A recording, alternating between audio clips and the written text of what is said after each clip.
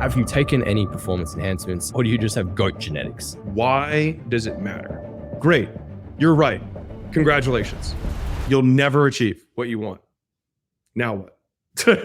I asked you, did you follow it? You said yes. And then I asked you, did you follow it more specifically? And you said no. In one day, you can fuck up your entire diet. It's not that hard. I did my first app date ever, and I had a girl that I met, and I was like, oh, you are horrible. I just wish I could just disappear. I never want to talk to you again. Paid in full. The great fires of Las Vegas burn everything to the ground. You lost everything. You had to start again. What would you say is the number one thing that you would have done differently to get to where you are now? The number one factor, which no one knows. Do you think that we're going to reach a point of UBI where humans have effectively been replaced by AI? When AI and robots can do everything that a human can do better than a human can do, then money won't matter. Let's say my only goal was to get rich AF. What business would you start right now?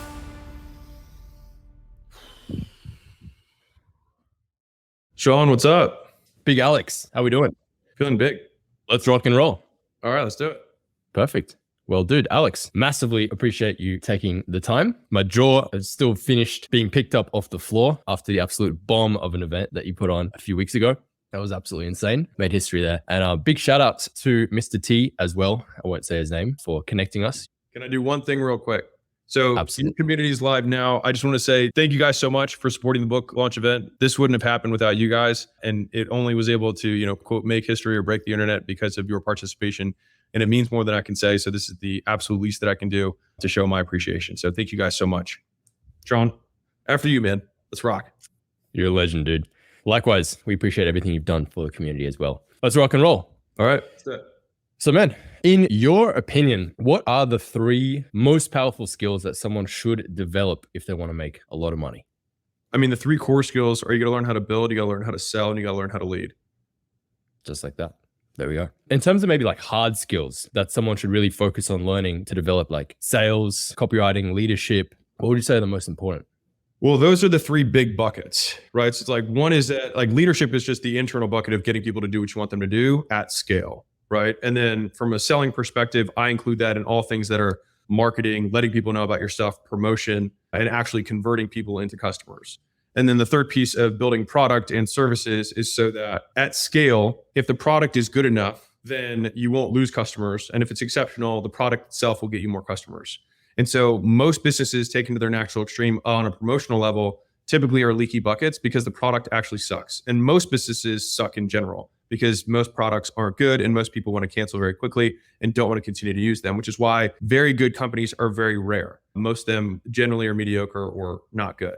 And so I prefer to solve a business from back to front, which is like, can we find something that people actually like and want to continue to use and continue to pay for? And then the marketing is almost a commoditized skill. Like it's very easy to let other people know about your stuff and do so louder and louder and louder, provided the product is good.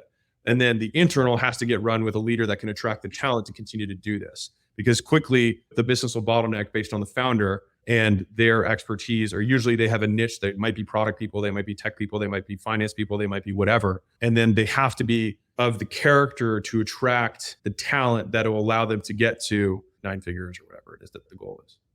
Yeah, 100%. Let's say my only goal was just to get rich AF. What is rich AF, just so we define it? 100 million. Why not? Okay. It's a good number. Cool. You're willing to work hard, but you have limited skills and experience. What business would you start right now, 2023? And I have no money, right? Very limited. Yeah. Maybe a couple thousand. Yeah. So then I would probably build a boring business in services. And I would probably pick something around the body. Like, if I wouldn't just start a design firm, because I think that has a high likelihood of getting disrupted in some way by AI. As silly as this sounds, like a nail salon or a lawn care service. I mean, especially body ones, dentist stuff. Like you still have to go in and get your teeth taken care of. And many times people value the human exchange more than something robotic. So for example, in the fitness world, this is my data point around this. There was a brand called CocoFit. They struggled a ton and then eventually went out of business because they tried to automate personal training. So they created these all-in-one machines that you'd have a key fob and it would count your reps. And every time you went to the machine, it would say how to do more and what you did last time. It's a really cool concept. The problem was their theory was that the reason that people weren't getting results is that they didn't know what to do, when the reality is that no one was showing up at the gym. And so people hire personal trainers because they want another human to talk to and to hold them accountable to showing up. Same reason, like if you had a robot cutting hair, there might be a percentage of the population that do it, but a lot of women like the going to the hair salon and having that exchange. And so I would probably build a business around services in general would be my way. And then I would continue to scale that. And you could do that at a local chain level and you can make a lot of money doing that. Or you could do it at a national level, which would be like professional services. Yeah, 100%. I love the idea behind the core stuff that's going to be here forever, you know? Yeah, really cool, man. So dude, this was an interesting one. Like, obviously I know you can't go back and split test life. And obviously you have achieved quite enormous success. So things ended up working out.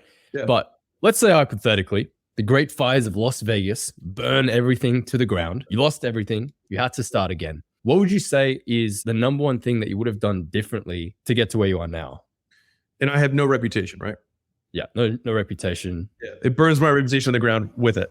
So I actually have lost everything before. And so I know what I did, and I probably would have done the same thing. So the easiest way that I did to like go make $100,000 in a month when I had nothing was that I would go find a business that was local, that I understood, and that I could sell something expensive for. I would front the capital to market. I would work the leads, and I would sit at the front desk and sell, and I would negotiate what they would be willing to do, a big bulk of services. If I wanted to find a chiropractor, and I'd say, hey, if I sent you 100 customers this month, what's the lowest rate you would do all 100 customers for this level of service?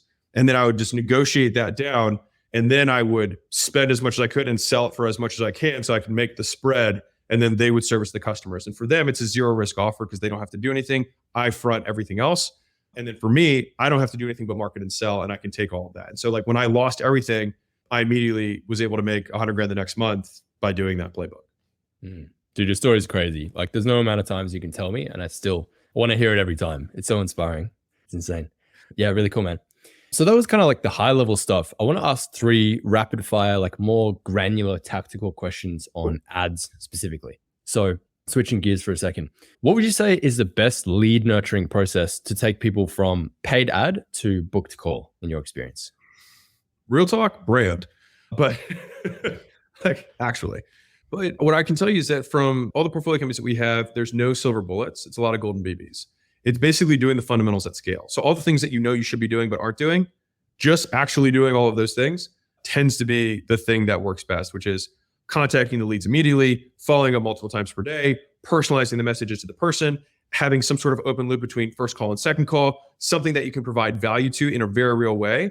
That's where I like having, I think I talk about this in the book, like having services that people actually know have value, like a real value, not just like ascribed value, and saying I can complete the second half of this on our next call. It just gives people a very strong reason to show up for that. And you get some reciprocity before you go for a close or whatever. And so I like thinking about like each of those little check marks and saying, can I make sure we're actually doing this at scale? I'll share this with your audience.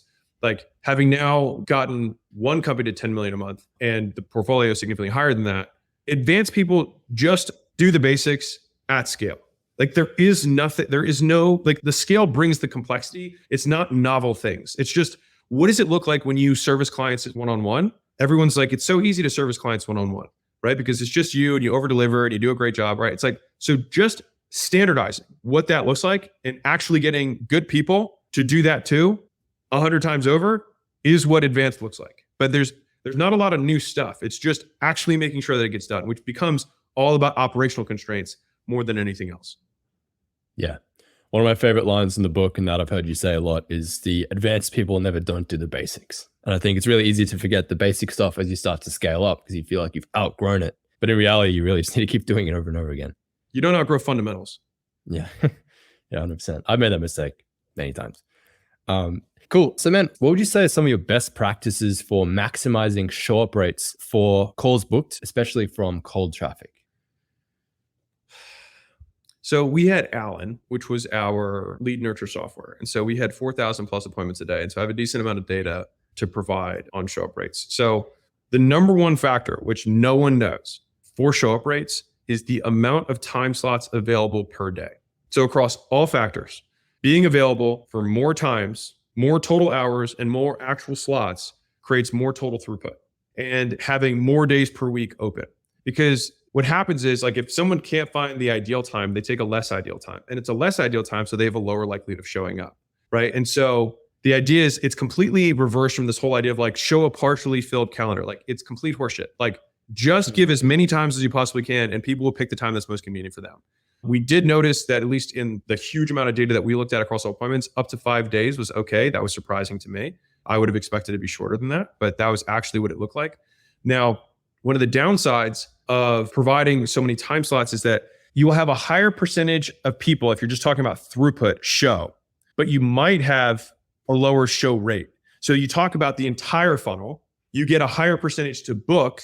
And even if it's further out, like if you're just looking at how many clicks did I get and how many showed appointments did I get, then you have to play the interplay of my salesman's calendar, right? Because I might have to have more sales guys that have fewer people show up, but I get more total show ups. Does that make sense? Yeah. Yeah, I definitely used to subscribe to the partially shown calendar kind of thing for scarcity, but I've realized that what you said is true. The more Convenience. So that is the single greatest thing. The rest of it is personalization, volume of reach outs, speed of reach out, and availability. So those are the 4 core nurture pillars. So what's the availability in terms of days per week and hours per day and number of time slots available per day? So there's 3 functions for availability. For volume of reach out, it's how many times am I reaching out per day and how many days am I doing the follow-up? The speed of contact at the initial and speed between contacts, meaning if I reach out to somebody within 5 minutes, cool. But if they text me back 5 hours later, am I immediately texting them back at that point too? So speed of first reach out and speed of response. And then you have the 4th pillar, which I forgot and I named 2 seconds ago. Yeah. Personalization. So it's personalization, which comes down to communicating with them on the channel that they prefer. And so some people prefer messaging on Facebook Messenger. Some people prefer phone calls. Some people prefer email. Some people prefer SMS. And it's basically blasting all 4. And then the one that they respond on is the one you stay on because that's the one that they've shown that they prefer. It's like, I will never respond to email. I don't care. Ever. But I do respond to text. I rarely respond to DMs, but like if I were to rank these things. And so if someone can text me, then that's the highest likelihood response channel for me. There you go. So if anyone wants to get in contact with Alex, now you know how. Magically find my number. Cool. I got 2 questions on lifestyle, and then I want to jam on some AI stuff, and then we'll bring the other guys in. So you mentioned on a recent podcast with Tom Bilyeu that you don't have rules. So yeah. I, for example, quite often end up working up until midnight, 2 a.m., 3 a.m., and basically fucking up my sleep schedule because I have too much freedom, right? Because I'm self-employed. So how do you kind of strike that balance between freedom and discipline, if you're driven and you want to accomplish big things? I think it's a micro macro look. Like it's kind of 80-20. Like if you know that when you stay up late, like there are times when I will gas it and go past my red line in terms of work. And I know that I'm eating into tomorrow.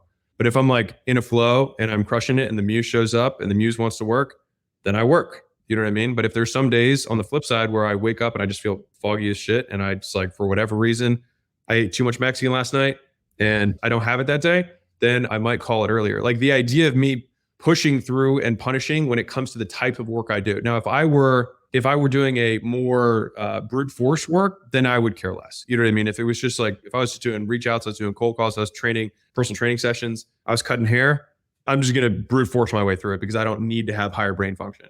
And that's not an insult. I'm just saying like, you're not like thinking of creative things. You know what I mean? You're working the work. But when it comes to like writing or making presentations or communication of some sort, it's more, I try and optimize around how can I maximize over a week, how much flow state I can be in so I can just get the most total quality output. Yeah. So it's not about rules. It's more like which of these things has the highest likelihood of getting me the most. Yeah. Yeah. 100%. Definitely super helpful. Switching gears for a sec to fitness. You don't have to answer this one if you're not comfortable, but it is probably the number one question that I got from everyone. So I'm just going to read it word for word. So this guy says, Alex, you look like Hercules if you ate a tank. Obviously, your diet and your workouts are on point, but I still haven't been able to achieve a physique like that in over a decade of training. I know many fitness influencers are on gear and lie about it, which is super demotivating because they're selling unrealistic expectations. Yeah. I wish more people would be honest because I don't see anything wrong with juicing at all, and I don't know why there's such a stigma around it. So I just wanted to know, have you taken any performance enhancements or do you just have goat genetics? Huge respect either way, you're an idol. Yeah, I'll answer. I'll give the answer in a second, but I want to address the thing that I think matters more here, which is why does it matter? Because let's say that everybody's not on steroids, just for a hypothetical sake. Okay, well, what's the next thing you move to? Well, they all have better genetics than me. Okay, great. You're right. Congratulations. You'll never achieve what you want. Now what? Okay, well, what are you going to do? Well, you probably still need to train harder to use whatever genetics you got. You probably need to eat better, no matter what genetics you got, to get more out of what you have. And so, like, whether someone else is on gear or not changes nothing, because even if they weren't on gear, I might have goat genetics and you might not, which then becomes the new thing that you get to blame. And so, and I say this with love, and I knew that I saw the message they sent me earlier. I know that this was out of love, but I say this like very genuinely, like, control the controllables. Like, what difference in your behavior does me being on gear or not being on gear, or having goat genetics or not having goat genetics, what does that change about your behavior?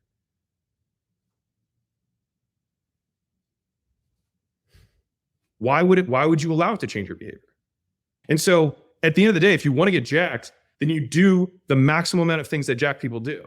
Now, I don't know how hard you train. There's plenty of guys I know who've been training for a decade that look the same. I also see them in the gym. They don't train that hard, right? Mm-hmm. If you've ever trained with an IFBB pro, right? If you trained with people who compete in fitness, they'll probably expose you to a much higher level of training, right? Like if you're like, well, I try to eat well. Well, I would ask this question when I had fitness clients. I would say, okay, did you follow the meal plan? They would always say yes. And I'd say, okay, let me ask differently.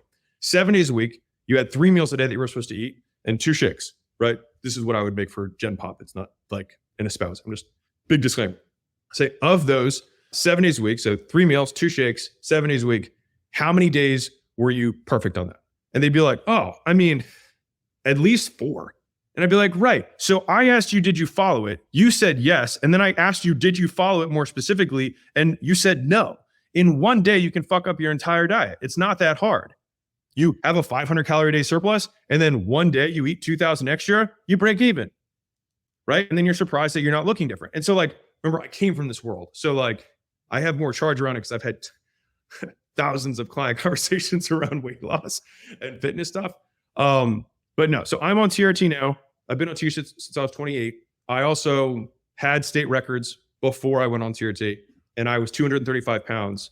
And Muscle and Fitness wrote an article about me being natural when I was natural. And so I am no longer pure natty. I'm on TRT. I take 75 milligrams a week, and that's what I do. Yeah. I mean, it's a low dosage anyway. So there we go. For the record, for everyone's asking. Yeah. And when they tested it, I think on TRT, I think my testosterone was like 900. Boom. So there you go. Now, the thing is now what do you do with that? Yeah, exactly. Right. Like, now what do you do with that? It just doesn't change. Curious. Yeah, no, I know. I say this out of love for for the person in the audience who asked that question. I say that out of love because it's, what does it change about your behavior? Nothing. And I was jacked as shit before this when I was 235 pounds, which is bigger than I am now when I was natural. I trained harder and I ate more. The fundamentals. Yeah. Yeah. Killer. One quick question about AI, and then I've got some guests that I want to bring on quickly. So just curious to hear your thoughts on the future of AI, specifically as it pertains to like the digital marketing industry and copywriting, as that's what my audience does, right? So short to midterm, I always see AI as an advantage for copywriters, right? It's a tool that can help us with our output, idea generation, pump out first drafts a lot faster. But long term, let's say we do get to the stage where AI is able to write an entire book, build the whole sales funnel, write all the ads, film all the ads, publish everything, done within an hour, right? What do you think happens to copywriters? Do you think the role of copywriter transitions more into like prompt engineer, marketing engineer, or should we all just pivot and run for the hills? Yeah, so I have thought about this a lot. And so I think that you just have to take things to the natural extreme, which is when AI and robots can do everything that a human can do better than a human can do, then money won't matter. And so then it will be irrelevant. And then it will be purely based on what percentage of people have access to the smartest AI. And then who governs, who has access to that. So we'll get to a society, in my opinion, taken to its natural extreme, where money will be irrelevant and there will have to just become a new system. Now, I don't know what that system is, but that's what would happen. Now, until that happens, we don't have a ton to worry about as far as like, what will I change about my behavior tomorrow with knowing this, right? Well, there's always going to be arbitrage between people who know how to do something and people who don't. So people are like, oh my God, like copywriting AI. It's like, do you know how many small business owners don't even know what ChatGPT is? Zillions. And even if they did, that they don't know how to recognize good copy. And so like right now, ChatGPT writes code. Guess what I don't know how to do? Write code. Guess what else I also don't know how to do? See if the code it wrote was good. I don't know. And so what ends up happening, in my opinion, at least in the short term, is that you can get a 10x increase in productivity because you can write at such a faster rate of code or copy or whatever, because you have the perspective to make a judgment on how good it is, right? And you can make adjustments and you can tweak the prompts and all that other stuff. And so short term, it's going to be people who know how to leverage AI to get more out of what they do. Long term, nothing's going to matter anyways. And so I think that sounds like an eventuality, but what is that going to affect about today? Not a lot. And just like any technology, use it to your own advantage. Do you think that we're going to reach a point of UBI where humans have effectively been replaced by AI? And then if so, then like what role do you think like humans will play if there's no need for us? You know what I mean? I would say it's above my pay grade, but I am like, I will continue to keep active. And I will say this other thing that might help the audience, which is like, if you're a competitive person, then you're going to have access to the same resources everyone else does. And as long as you're the type of person who continues to compete and continues to go above average, it's still you. Like realistically, you're not competing against AI. You're competing against humans. And so just like always, there's going to be resources, there's going to be tools, then some will wield them better than others. And so you're still competing against people until eventually you are only competing against machines, in which case all bets are off.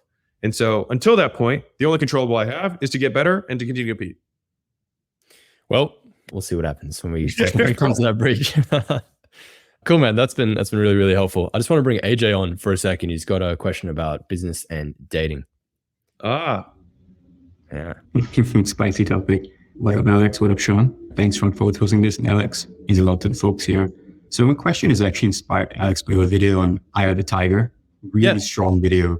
And the train of thought of going all in. My question is, how do you juggle business and dating when you were single? I know you mentioned previously, when you did it, you're a millionaire, when you broke. It's a human need, right? So I'm curious what the nuances here. I feel it's always been a cycle of focus, and if it goes well, dating goes to shit. Do you have any frameworks or advice around structuring dating? Yeah. I would say there's seasons, and I think you just got to give yourself grace around it. You know what I mean? Like if there were seasons where I wasn't actively looking for anyone and people just walked into my life. And there were seasons where like when I had my gyms, I had customers walking in every day. They knew people. Like there was just more, I had more surface area of luck in terms of exposure of meeting people. Once I went to multiple locations, I was actually at my house all the time trying to manage all locations. I didn't really go to the locations as much, especially during like customer hours.